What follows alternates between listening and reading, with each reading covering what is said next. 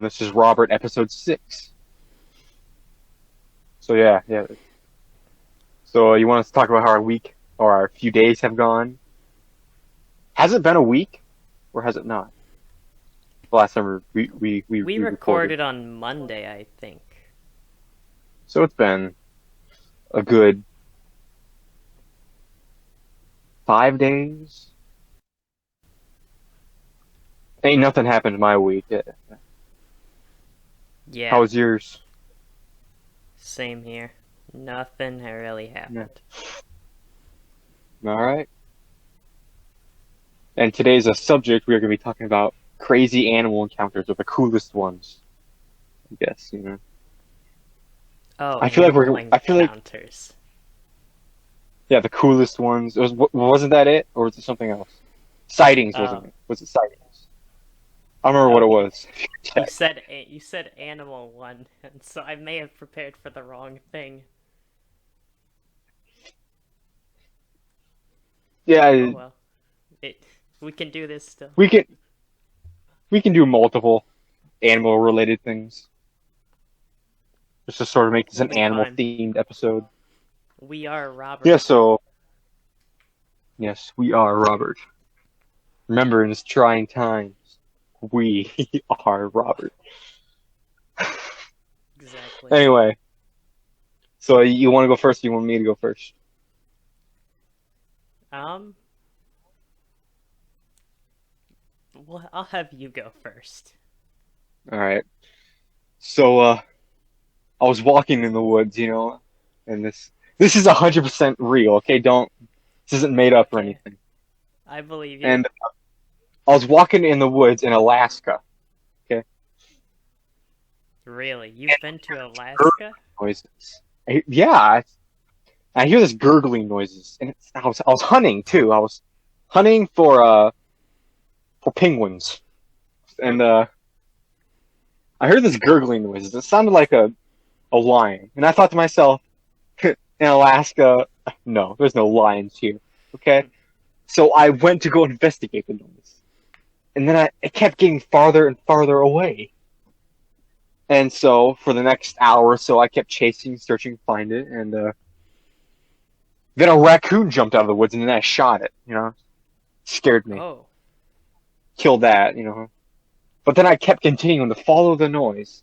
Follow the noise. At first, I thought it was the raccoon, but I was like, no way, a raccoon's gonna make a noise that loud in any way. So I kept walking, and then a bunny jumped out of it, and then I shot that. And really? I also thought that was the noise, but I thought to myself, no way, a bunny. Okay, maybe Bugs Bunny, but okay, this is real life. Okay, there ain't no way that's gonna make that noise. So I kept going and going until I finally caught up with the noise, and then I heard somebody throw up, and I was aimed my shotgun, and in the woods was Nomont with throw up everywhere. Oh my. I think I just destroyed my microphone. So I determined that he was insane, and I shot him. Yeah, Wow, that's awesome. That's insane. Glad you survived. yeah.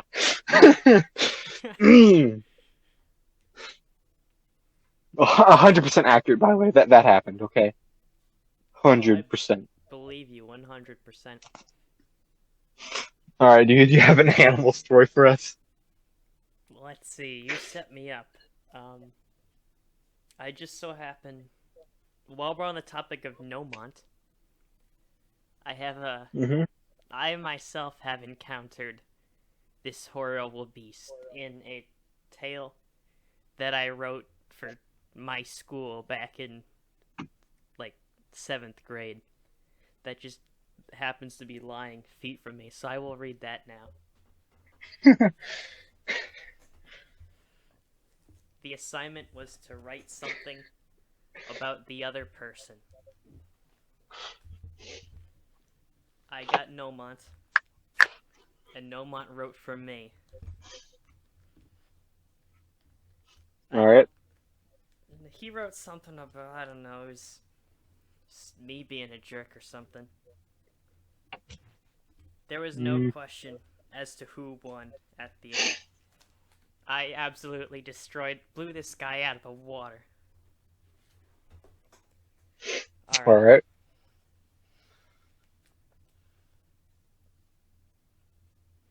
So, there's this hill, alright? There's a monster in the house on the hill, as I so eloquently described. It's been there for a couple of years now. It resembles a human, and perhaps it was one once. This is Nomont, you know.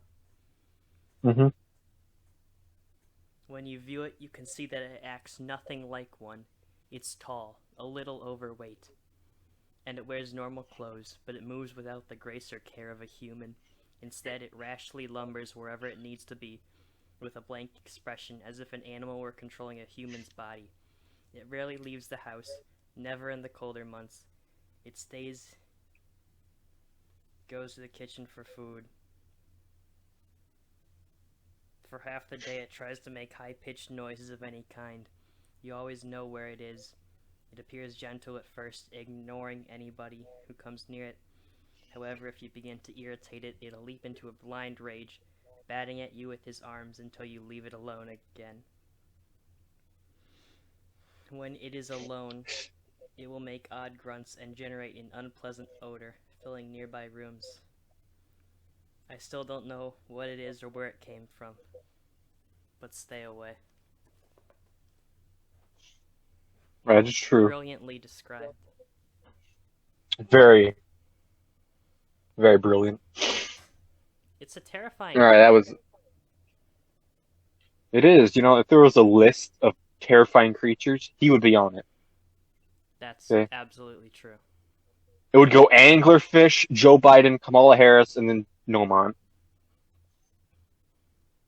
Really? You think... Yeah. You think an anglerfish is less scary than Nomont?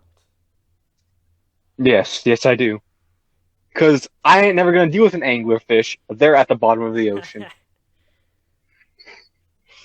But I have a higher chance of dealing with him, okay? He is terrifying. Just horrific. Yeah, that's an interesting story. And it fits in well with my story of hunting in the woods in Alaska. Yeah. Hunting for penguins. So,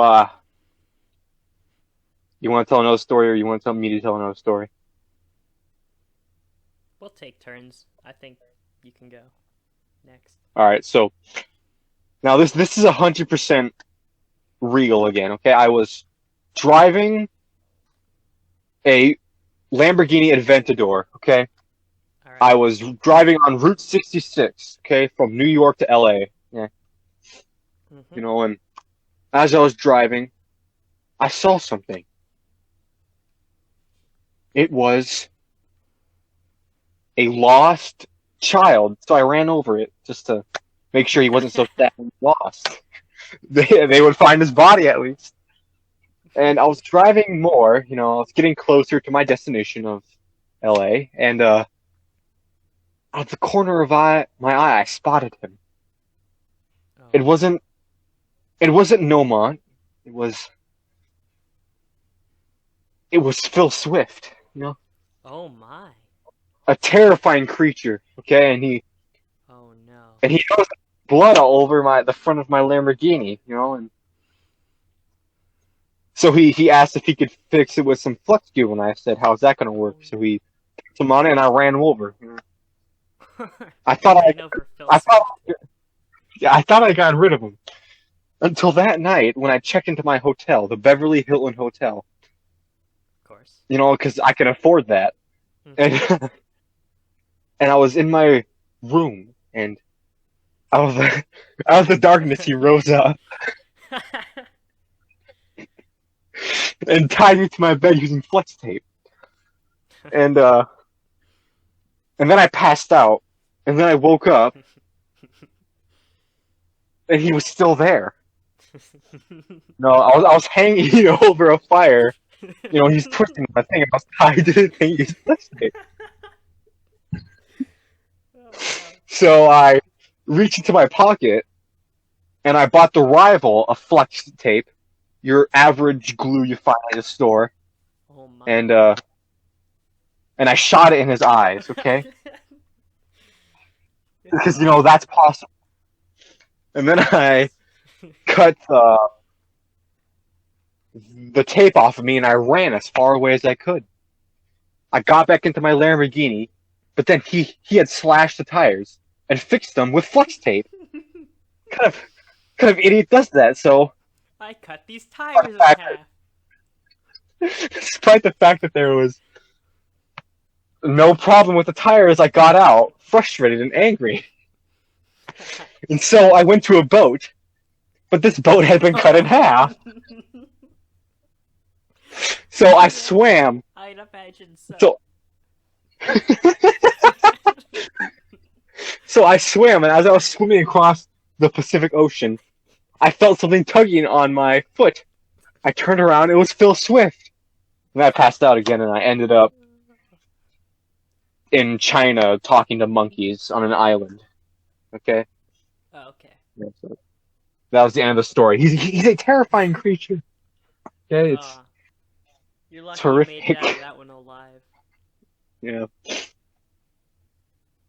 Yeah, so what's your next story?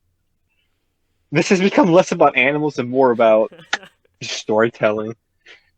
Yes. I actually have some. Well, I've come up with some real stories now, but I feel like those would be a letdown at this point.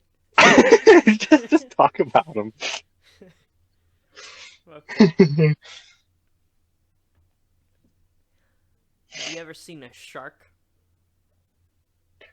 In an aquarium.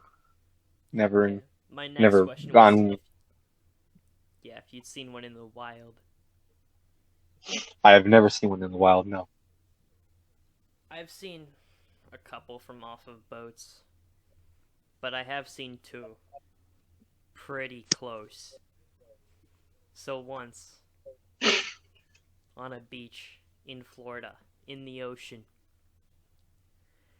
playing around with my fam, and then all of a sudden, my parents just start, frantically motioning us to come to shore.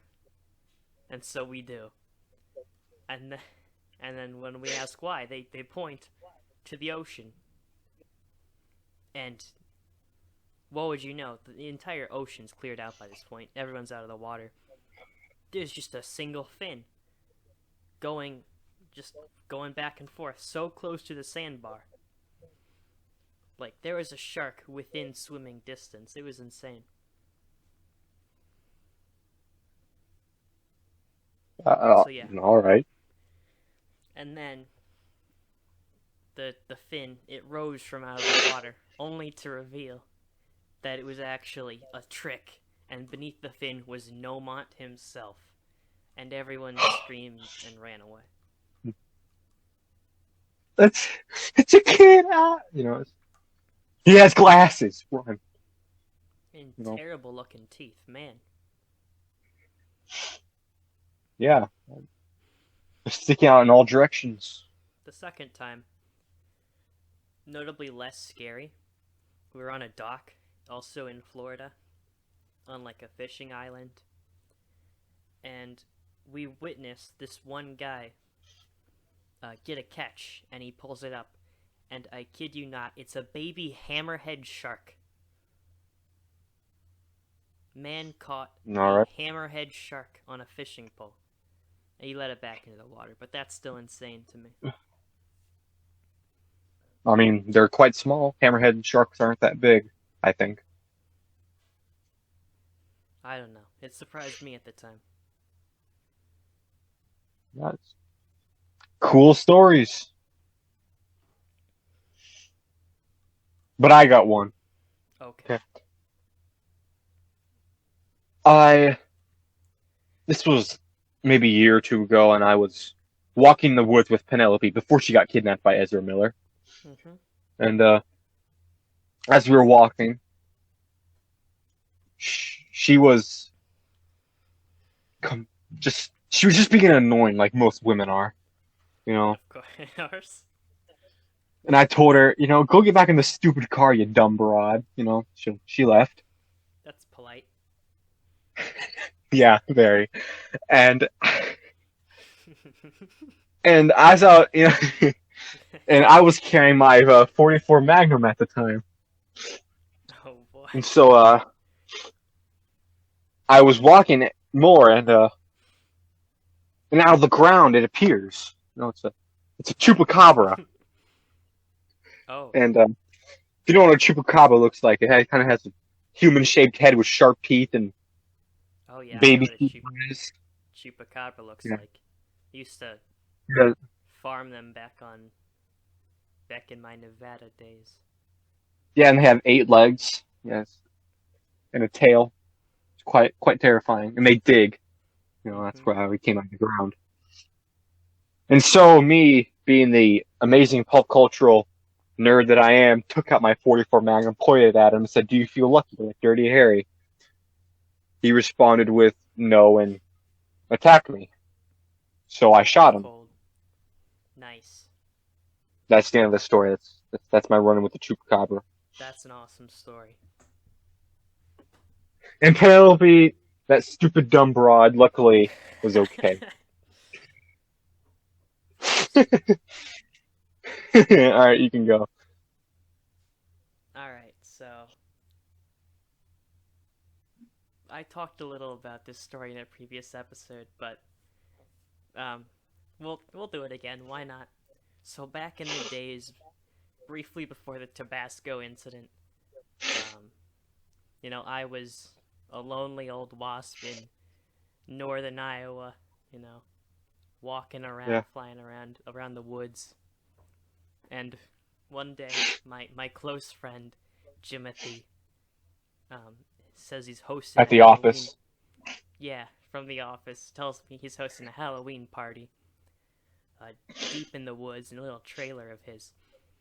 And so the night of Halloween, we go there. We go to the trailer. It's by an old river with a rundown bridge. It's kind of creepy looking, actually.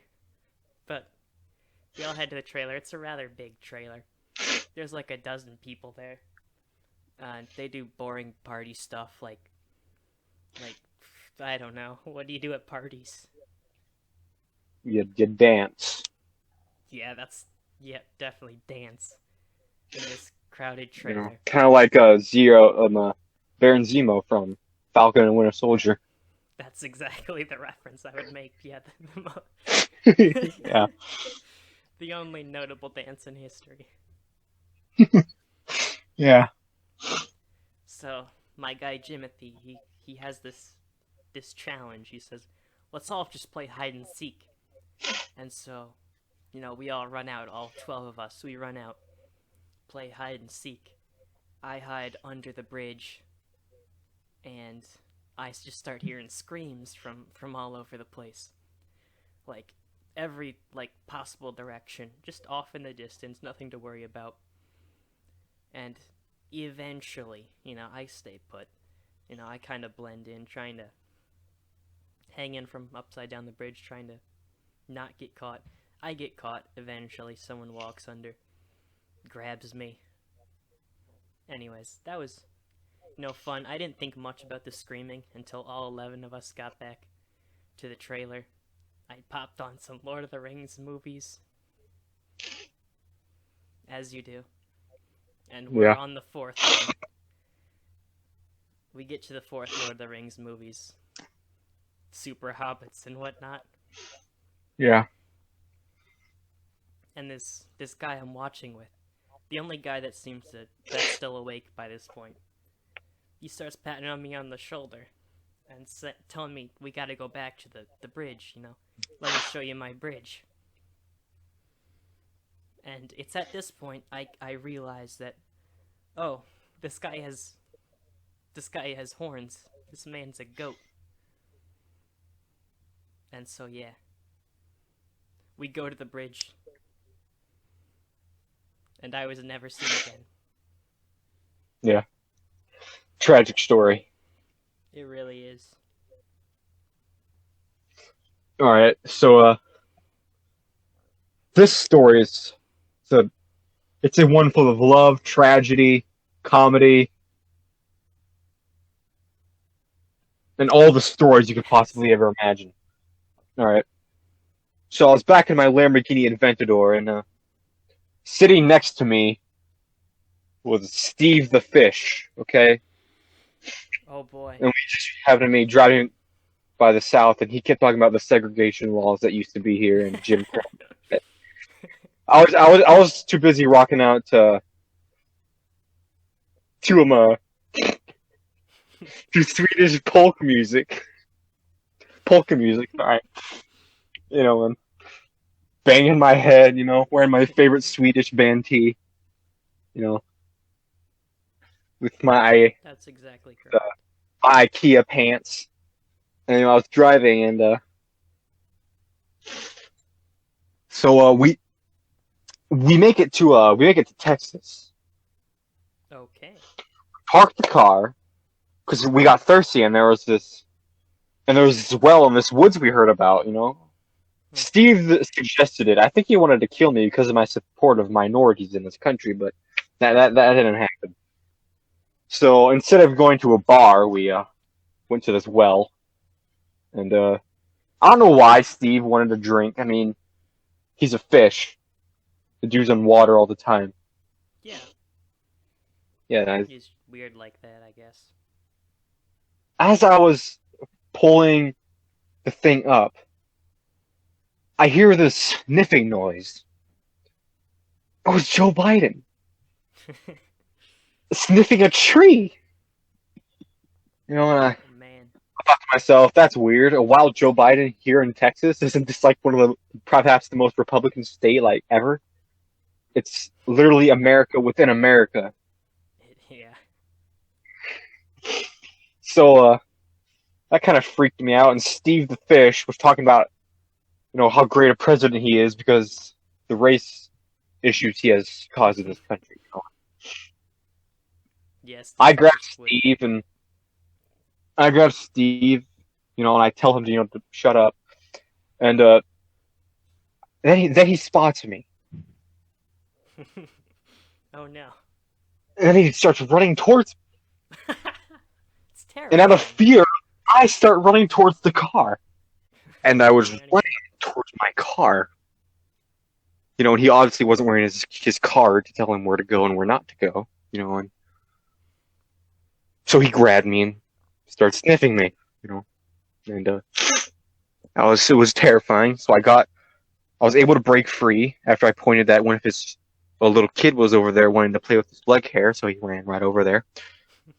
And I got in the car. I picked up the phone, and I called the Secret Service and told them that their president was missing. And I drove as far away as I could, all the way to the great state of California. It's a great place to live. Anyway, Extremely. that's the end of the story. That was inspiring. I'm inspired. Thank you.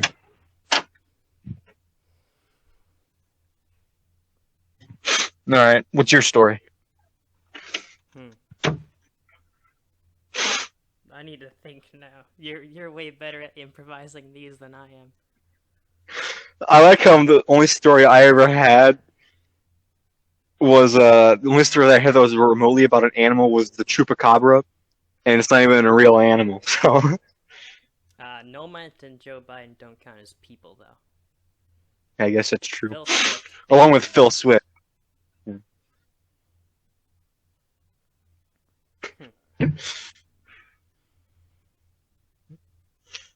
Man, this is a good question. Perhaps you can tell one about the person that lives in our basement. Oh no. The great Swede. That's true. Yeah. I can attempt to do so. So, just this past week, actually, I'm doing my job, eating donuts. And blowing up cars. Exactly. You know the job. Yeah. And I take my break for lunchtime. I take my break. I'm walking into this old-fashioned Western saloon, and I hear on the radio that some strange man has walked into City Hall and Wearing a diaper. is holding up. Yeah, it was wearing a diaper. You remember this quite well, I assume. Yeah. He's holding up the city council at gunpoint. And so I think that's pretty cool, and I go back to my day.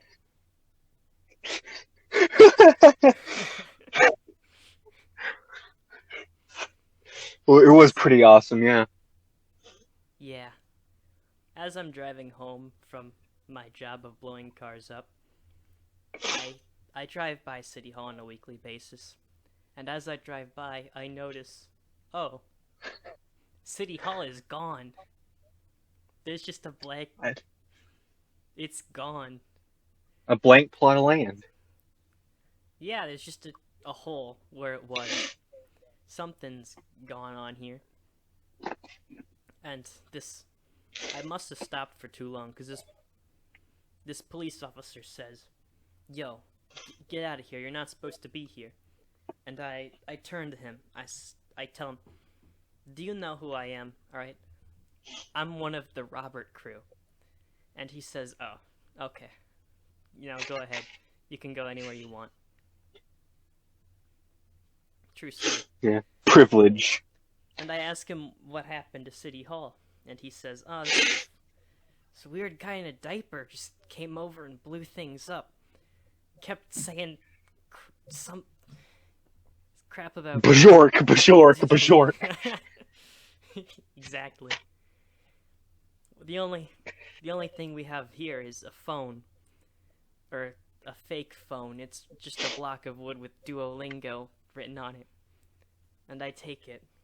And I realize now what has truly happened.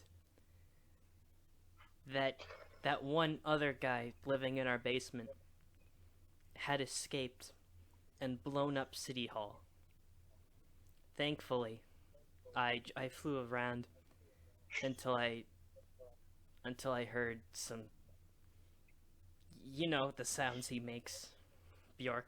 Yeah, Bajork. Yeah, Bjork, whatever. Continually. I found him as he was burning down a hospital, and I come up to him and say, yo, I forget your name, but come on, let's go back home. You've had enough fun today. And he went with me. I set him back down in the basement. He started to work right away, licking off that stuff off the wall. So yeah. And don't you remember before he went back into the basement, he said, this town deserves a better class of criminal. And I'm going to give it to him, Yeah, he did say that.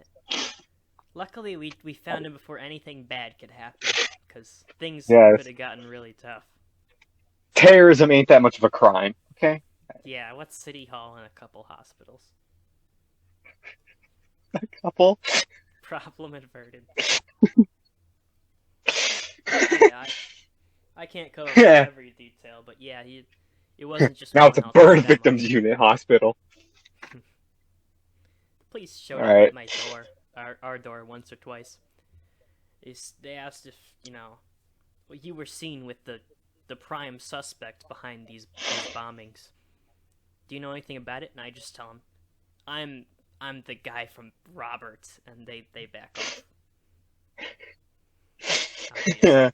As they should. Yeah. Hey. Alright. Was that the end of your story? For now. We haven't checked on him in a couple days once again.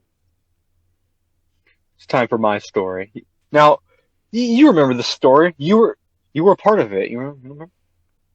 Oh yeah, I remember this. Yeah, Yeah, I was we were in the Adventador together, and you had Steve on your lap, and Penelope was riding on the top, because I taped him to the top, and I shoved him Bartholomew into the what's it called, the trunk The trunk, yeah, the trunk of The the trunk. Lamborghini Aventador. The trunk.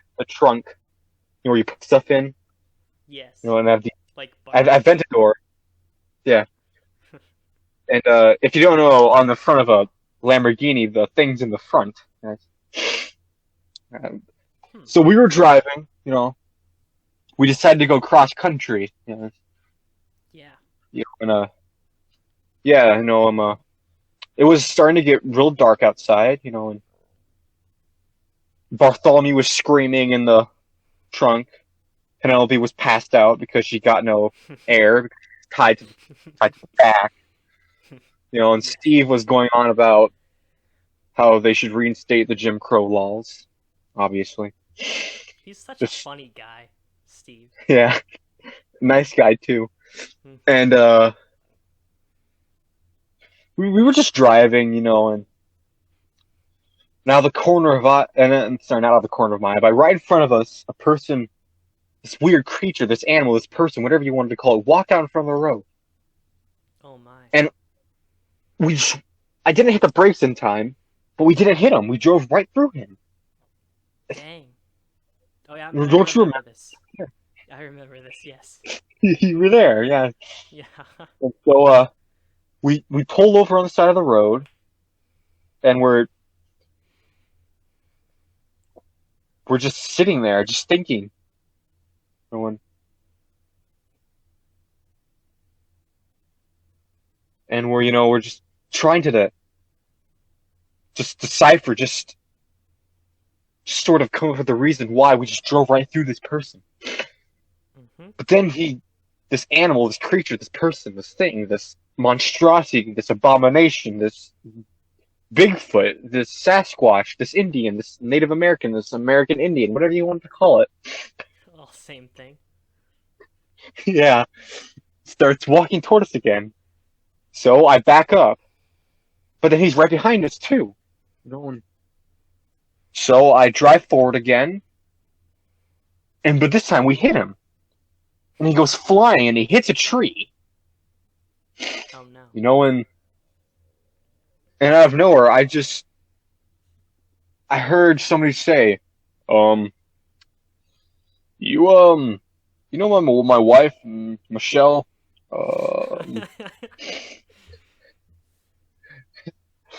and Steve, you know, the one sitting in your lap starts, you know, going off, you know, on about stuff, Oh no. and and he's like, Peyton, you got any chicken?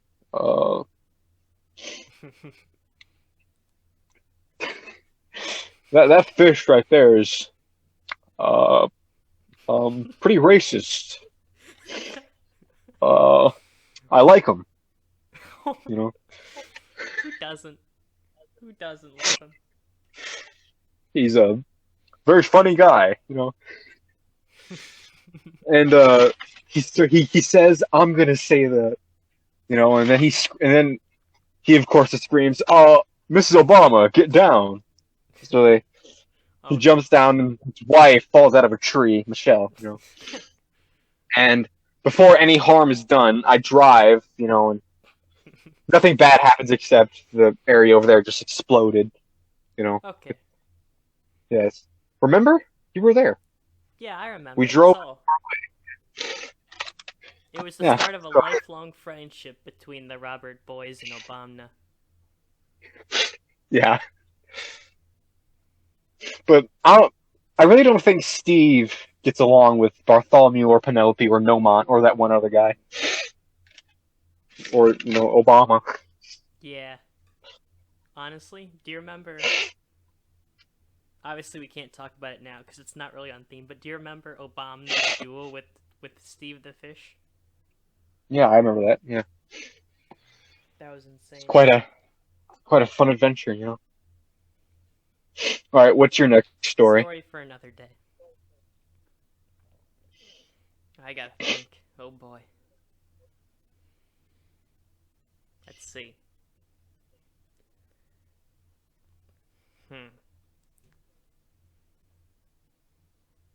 Do you have any starting points again? You kind of guided me in the right direction last time. How about you tell a story about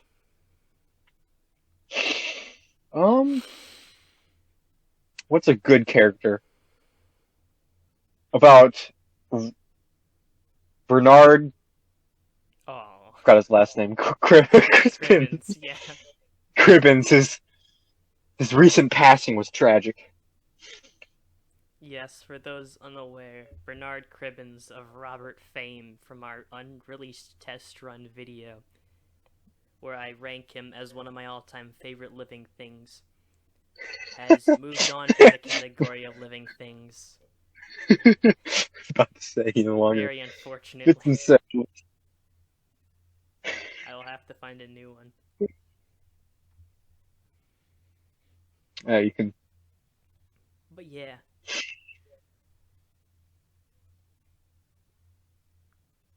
You gonna begin the story?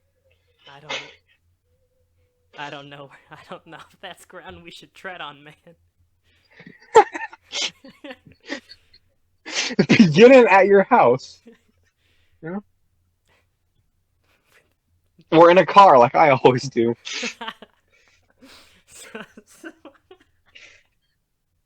So I was driving with Grant's Adventura. Nah. Adventador.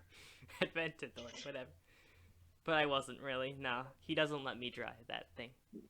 Not after last time. Of course I wouldn't. Yeah. Ooh, let's see. You know, I really am clueless. I came in with this with like zero foresight. Just use your creativity and just add anything. Any ridiculous thing you can just think of. Okay, just anything. I am not good at this. Okay. That's what I always do. It's not that hard. Come on. Just, don't you want to be a book writer? That's true, but I have time for that. I'm not good at improv. I'm amazing at improv. Are you gonna? Clearly. You gonna go? Man, I'm trying. Just think of anything, just random. Whatever comes to your head. You can't just think of something random and then I think of something random. Okay, just think of like a road or a forest or a building or a place, a state, a country, you know? And just add it to your story. The narrow definition. Okay. Alright. The first time I met Steve the Fish, as you know. Yeah. So me and Foollboy were driving down the road in his... what's the car's name again? Lamborghini Aventador. Yeah, that. Ferrari. And... Lamborghini. Exactly, that's what I said. Okay. We were driving down the dirt road in the Sierra Mountains. And you say to me, "Yo, you should meet my friend." And and I, what friends? You got a lot of those, obviously. Yeah. And you start telling me, there's this fish. His name is Steve. And he's incredibly racist, actually. And at this point, And where did I say he lived at the time? In water. Yeah, where in water? Oh boy. I don't know. Is there some lore established for this, or do I have to make it up? Just make it up. Just say anything. In the Great Salt Lake of Utah. Yeah. That's the only place where you can find Steve the Fish. Steve. And so we make our 40-day trek. We get out of the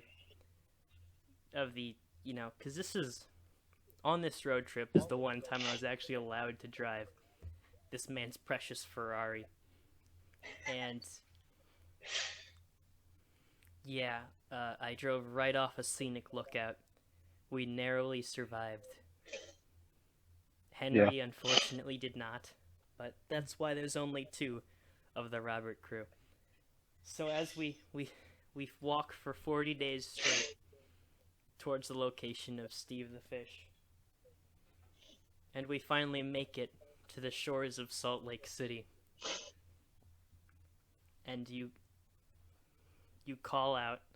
And the only way to summon Steve the Fish is, of course, incredibly offensive. I can't say it here. But he walks right out of the ocean. And he looks at me right in the face. And he doesn't know what to make out of me. I'm not even human, So he's just like, I don't want to waste my time on that. And he starts rambling on about Civil War and stuff. Big Confederate fan. Incredibly interesting, actually. KKK too, yeah. Yeah, and so the Cool Kids Club. Exactly. Made it sound really interesting. And after a while, I asked him, how about you take us to one of those meetings? And he looked at me wide-eyed and said, you really want to? I can.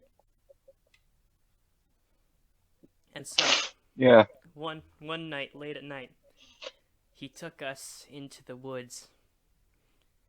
Okay, I'm not sure I should continue this story. Come on, it can be a satirical. It can be satirical. We're making fun of racism. Exactly, okay? We are. Yes. And we do not support or condone hatred against any group of people or culture. That's not true. I absolutely do support hate against... No. I support hate against certain groups of people, just not certain people. If that makes sense. Yep. I arrive at this group of white-robed men. And they're all singing Sweet Home Alabama with their sisters and stuff. It's exactly. It's really weird. A burning cross, or however they did it. And they stop, and they look at me, and they're really not sure what to think, because, I'm half yellow, half black. And so they don't know what to think, and so they all... Should we segregate them things? Yeah. What's them things called? Each other, they have a group huddle in the back. Steve joins in. Around the cross, that's burning. Yeah. Puts in a good word for the old man. And so they kind of form a trial around me to discover my racial identity. Now, see, he yellow and he black. Now, Billy Joe George, what do you think we should do with him? It's... half African, half Asian? It's real confusing. Like, I got my degree from Harvard, okay? Harvard down in, and I corrected this guy. I said, yeah, I said Harvard. No, Harvard. It's right down the road. It's free college, So, yeah, you can continue. They were getting into it. They were starting to throw blows, because at one point, half black is half black, but also European species is from Europe. European invasives, that's kind of our deal. And then they had a clash of clans. They yes, the clash of the started clans.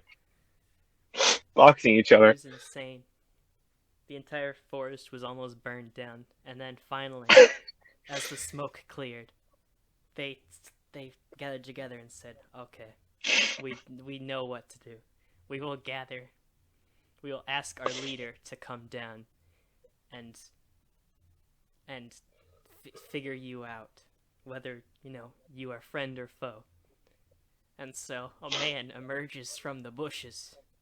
It was the Grand Wizard. He was using the leaves as toilet paper because of the cut from the government funding, from the South, during the Confederacy, I believe. They weren't able to afford a Charmin Ultra Strong. As I looked, behold, he removed the robe. I was shocked.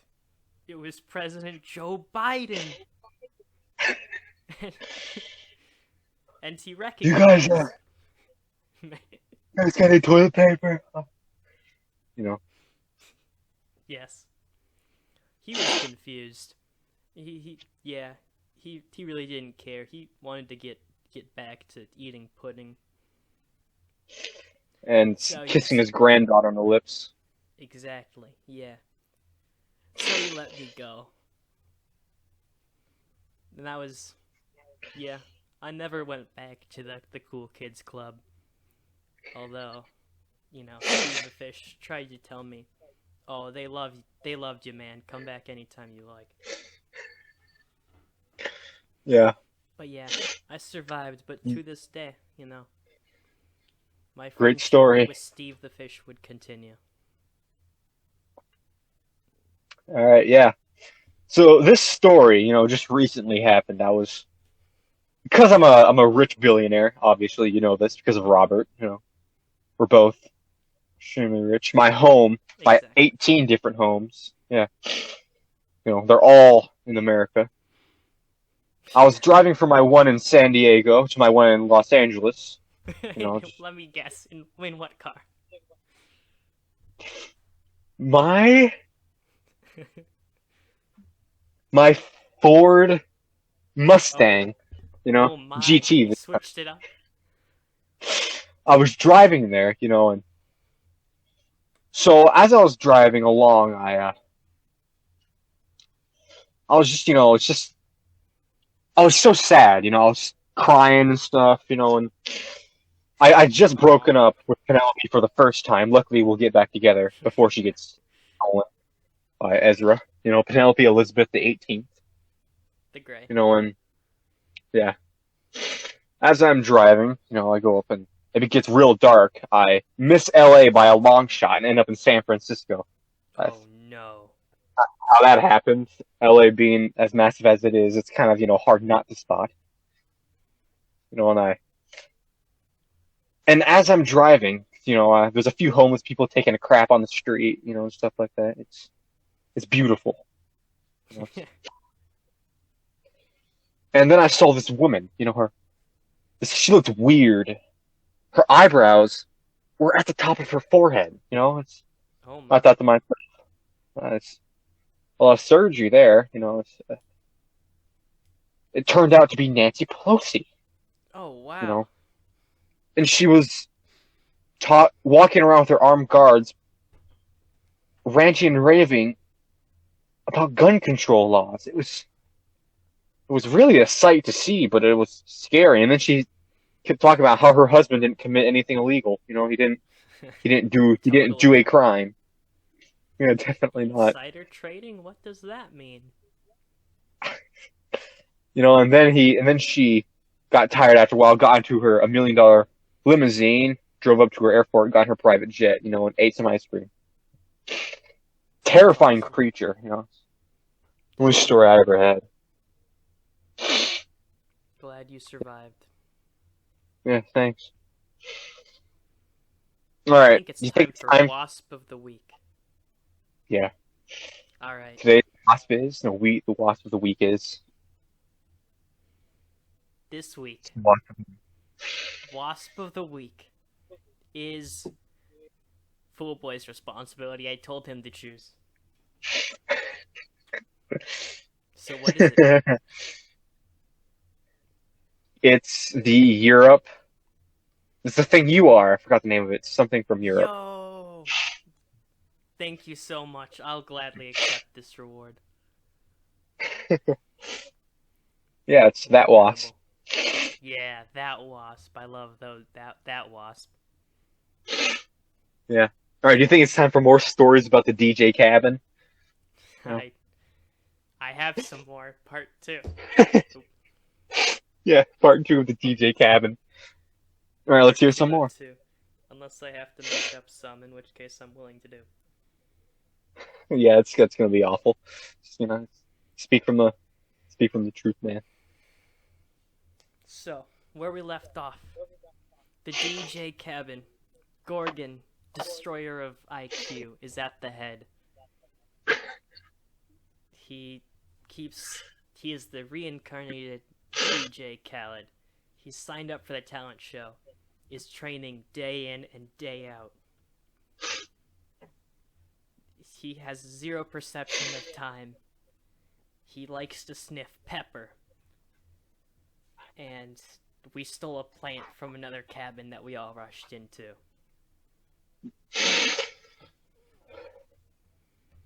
Day 4, I think we're on to. Okay. Do you like chores? Depends on what chore it is. Okay, that's actually a reasonable answer. But every day, the rule of the camp was that we had to clean up our cabin. And on this day, day 4, the DJ cabin made a bold choice that we're just not going to clean up. We don't feel like it. We're taking a nap instead. And so we take all of our pairs of shoes. We line it up across the cabin as a sign of singularity. One effort. We take a piece of paper. We renounce cabin cleanup. And the rebellion begins. We win cabin inspection. We get first place. I don't know. Well, that missed me. But How? I don't know. The DJ cabin's lucky. I know, right? We end up getting 3 naps that day, which I'm pretty sure is a camp record. Like 3 naps at a summer camp? That's unheard of. Later, during rest time. While we're all walking home, or to the DJ cabin from lunch, our counselor, one of the 3, along with Gorgon, decide to go on a little prank spree. While every other cabin is still at lunch, they go to each and every one of them to the counselor's mattress, and they flip it upside down. Every single cabin, and no one sees them. They come back to the DJ cabin. They tell the rest of us what they have done, and we wait. We lock the door, we turn off the lights, and we wait for the chaos to break out. And boy, it does. The returning cabins immediately notice, and they begin trying to figure out who did this atrocity. Someone comes up to our... Actually, I don't know what happened first, but either way, we see a counselor from another cabin, and in our infinite wisdom, we ask him, yo, did someone flip your guys' mattresses as well? Because easily deflecting the blame, bringing it up first. They say, yeah, who did that? Oh, we figured it out. It must be that cabin, which I will call the red cabin. It's the one that Nomont's a part of.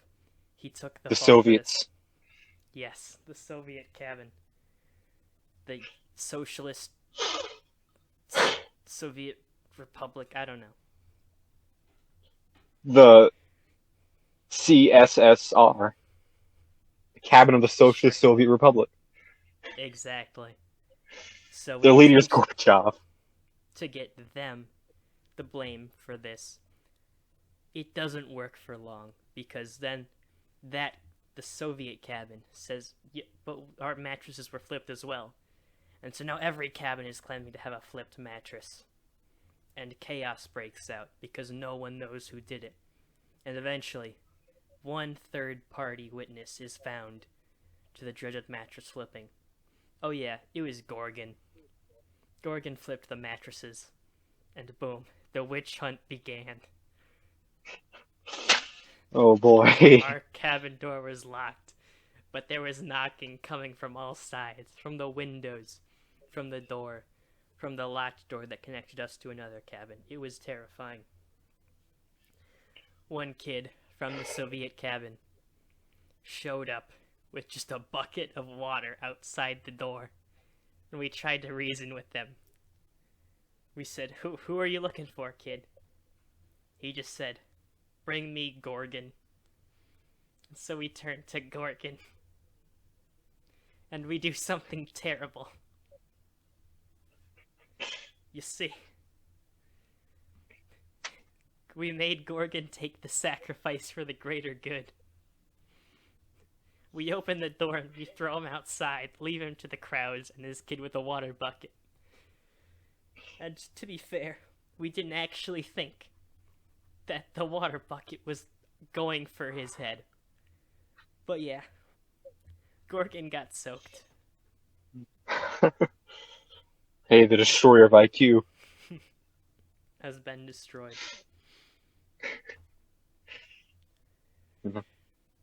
That didn't mean we're gonna stop bullying him, though, because the cruelest prank is just here.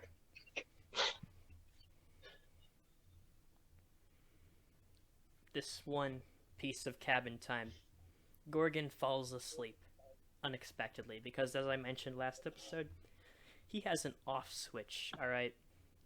He wasn't meant to fall asleep here. We weren't trying to get a fourth nap time, but yeah, he fell asleep right there. And so we came up with this cruel plan. One of us just tossed it out. Okay, guys, we pretend that it's Friday and that he's missed the talent show. What he's planning for this whole week. We were just gonna pretend that he had missed it. And so, we turned off the lights. Everyone got into position. We played the song, and Gorgon woke up. We pretended to get up alongside him. I pretended to take a shower. It was at evening, and it looked perfectly like morning. Everything was falling into place. And he believed us. Oh my gosh. He was a little disappointed. But he must have been a little confused. But man, he has no perception of time. He took a 3-minute nap, and he was fully convinced it had been a 13-hour nap. This man's insane. But anyways, as he breaks off from the DJ cabin and heads up to join the other cabins for an activity, we think that it's the end of the prank, that he would ask someone first thing, or the schedule would catch up with him and he would realize. But no, not this time. He did ask. He said, "Yo, is it Thursday? Is it Friday?" And people started to respond to him. Yeah, it's Friday. Friday morning. They caught on. They had Gorgon totally convinced. When we got down there, we convinced one of the counselors to declare it was flagpole raising time. And no one actually, did the thing, but still. He eventually figured it out. Good old Gorgon. But I can't believe that worked in the slightest. Makes you wonder how much of that man is sarcastic and how much is actually that stupid. Yes. In a nicer Kind of like, yes, stupid. It's kind of like if you put all your points into charisma and luck and just put 0 on intelligence. Yes. It's quite insane, actually. Alright, the time we've all been waiting for. It's talent show time. There's some good acts, alright? This one kid is just jumping so hard, I thought he was gonna fall off stage. It was insane. There's some VeggieTales songs. There's some boring old popular, pop songs. Taylor Swift, One Direction, who cares? It's Gorgon time. Wait, how have we not made that joke yet? It's Gorgon time. That's a good joke. he walks up to the stage, and he's got a full entourage at this point. He's prepared. He's wearing, like, pajamas or something, I forget, but he had a unique costume. And he had an entourage, like 3 counselors, maybe 1 or 2 campers. He got up there. And this is the moment we realized the unfortunate truth. That he declared DJ Khaled, and then he started singing. It was an a cappella performance. No! How old is this dude? Gorgon was attempting to sing his song without the music. And so it's a bomb on so many potential levels that it's actually impressive. Like, the DJ Khabin is standing up and cheering as loud as we can. We get a crowd wave going when he finally ends it. Shouts DJ Khaled, and the crowd erupts. It's the greatest thing of all time. Throughout the final, was the singing good? Gets multiple on. No, of course not.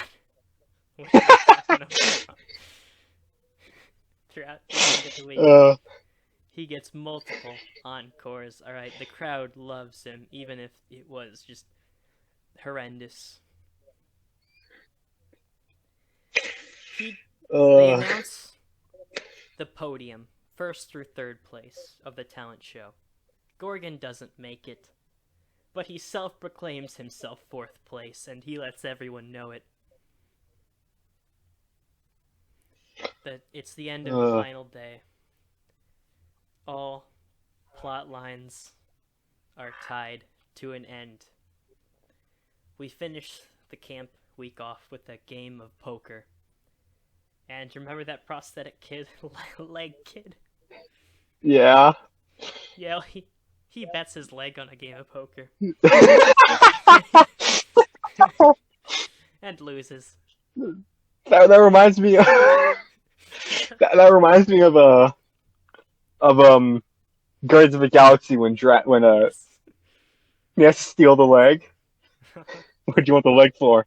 No, I just want to see him walking around without a leg. Alright. Well, we have reached the end of our animal episode. Not quite. Oh. As I'm climbing into my sleeping bag, I feel a bump. I open it up. It's the pixie stick. From episode 1. It's back. No, but not really. The next... It was me! I'm kidding. It was Foollboy Games under my sleeping bag. But yeah, we return the plant the next day. We all go home, one of us with 1 less leg than the others. And the DJ Khabin ceases to exist. The end. You know, the DJ Khabin has become a character in the Robert canon. Of course. So is Gorgon. Okay, Gorgon the Destroyer by Gorgon's a legend. Yeah, so I think we've reached the end of our episode where we talked about animals. Yeah. I thought we were talking about the coolest animals we knew and like pitting them against each other, and I was completely wrong. We could do that next episode. No, I think we've had enough animal talk. Alright, this is the end of this episode. Alright, hi. Alright. I am at Foollboy Games. I'm Peytonador. Thanks for listening. You can catch our podcast mainly on YouTube. I'm having trouble with the editing processes for the episodes on the podcast, but that'll soon change. And when you do find the podcast, you can find it on Spotify, Anchor, or that's about it. So thank you for whoever listens to this, and yeah, bye.